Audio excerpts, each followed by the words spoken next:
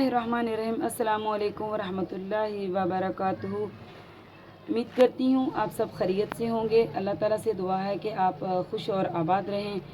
आज मैं आपके साथ शेयर करूँगी फ़्रेंच फ्राइज़ की रेसिपी। फ़्रेंच फ्राइज़ बहुत ही तरह से बना सकते हैं, लेकिन जो मैं आपके साथ आज रेसिपी शेयर करूँगी वो बहुत ही क्रिस्पी और बहुत ही मज़ेदार बन के तैयार होती है। इसमें एक ये वाली जो फ़्रेंच फ्राइज़ है ये मुनफरिद तरीके से बनेगी। ये बहुत ही मज़ेदार है, मुझे तो खैर बहुत ही पसंद है। जब आप लोग मेरी रेसिपी फॉलो करके बनाएंगे तो मुझे ज़रूर बताइएगा।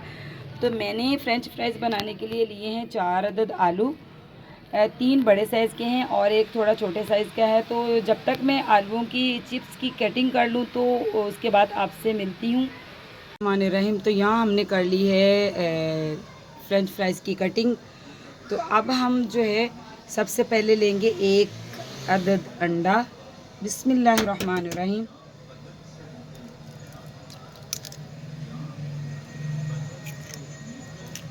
एक अदद हमने अंडा लिया है और हम डालेंगे इसमें 1 टीस्पून हम डालेंगे चिली फ्लेक्स और 1 टीस्पून ही हम डालेंगे इसमें सॉल्ट और 1 टीस्पून हम इसमें डालेंगे चाट मसाला और 1 टीस्पून ही हम इसमें डालेंगे ज़ीरा। तो ये चारों ही चीज़ें इसमें जाएंगी।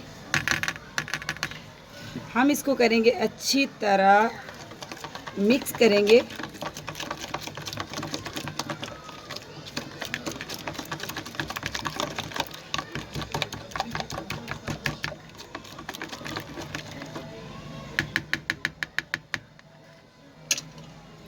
अब हम इसमें जितनी भी हमने फ़्रेंच फ्राइज़ की कटिंग की है वो सारी की सारी हम इसमें ऐड कर देंगे।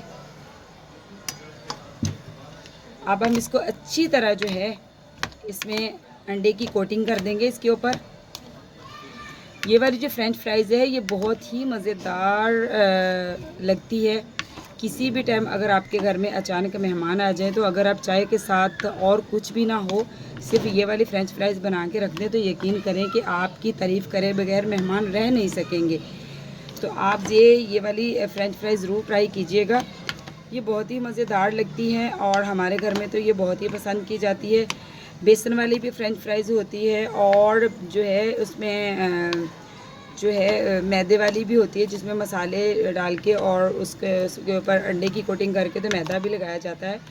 फ़्रेंच फ्राइज़ बहुत ही तरह की होती है, सिंपल वाली भी होती है, लेकिन हम हर तरह की जो जब भी बनाएंगे तो आपके साथ शेयर करेंगे। लेकिन आज हम आपके साथ अंडे की कोटिंग वाली जो फ़्रेंच फ्राइज़ है ये शेयर करेंगे। तो बस हमने लगा लिया है सारी ही फ़्रेंच फ्राइज़ को हमने अंडे की कोटिंग अच्छी तरह कर ली है। जो अंडा हमारा बचेगा तो जब भी हम फ़्रेंच फ्राइज़ ऑयल में डालेंगे तो इसको अच्छी तरह फिर से मिक्स कर लेंगे। तो अब हम चलते हैं ऑयल की तरफ। रहमानिर्रहीम। हमने लिया है 1/2 लीटर ऑयल। तो ऑयल हमारा बहुत ही अच्छी तरह गर्म हो चुका है। तो अब हम इसमें ऐड करेंगे फ़्रेंच फ्राइज़। बिस्मिल्लाहिर्रहमानिर्रहीम। बिस्मिल्लाहिर्रहमानिर्रहीम।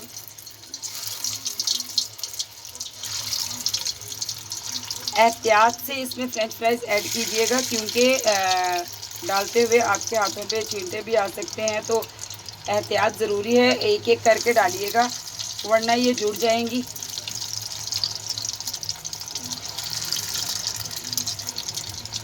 फ्राइज़ हमने इसमें इतनी डाल दी है कि जो सिंगल यानी कि जितनी इसमें ऐड हो सके। तो जब तक इसकी 1 साइड जो है हल्की सी गोल्डन नहीं हो जाती तो तब तक मैं इसका इंतज़ार करूँगी। उसके बाद इसकी जो है साइड चेंज करेंगे। तो देखिए माशाल्लाह माशाल्लाह से इसके ऊपर जो फ़्रेंच फ्राइज़ है बहुत ही प्यारा और गोल्डन कलर इसका आ चुका है। तो अब हम सारी फ़्रेंच फ्राइज़ को इसमें से निकाल लेंगे। तो देखिए माशाल्लाह माशाल्लाह अल्लाह ताला की रहमत और बरकत से हमारी फ़्रेंच फ्राइज़ जो है वो तैयार हो चुकी है। देखिए आपको नज़र आ रही होगी कि कितनी ही कलरफुल और कितनी ही मसालेदार है ये बहुत ही क्रिस्पी और बहुत ही खुशबूदार और बहुत ही मज़ेदार होती है। माशाल्लाह माशाल्लाह देखिए ये इतनी यानी कि क्रिस्पी होती है, इसको ताज़ा ताज़ा खाने में ही मज़ा आता है। तो ये केचप के साथ बहुत ही मज़ेदार लगती है, चिली गार्लिक केचप के साथ। तो मैं आपको टेस्ट करके बताती हूँ। मैं तो वैसे टेस्ट करती ही रहती हूँ लेकिन फिर भी बिस्मिल्लाहिर्रहमानिर्रहीम। माशाल्लाह माशाल्लाह, क्या ही मज़ा है इसका। आप ज़रूर ट्राई कीजिएगा और मुझे ज़रूर बताइएगा कि आपकी फ्रेंच फ्राइज़ जब आप मेरी रेसिपी फॉलो करेंगे तो कैसी बनी।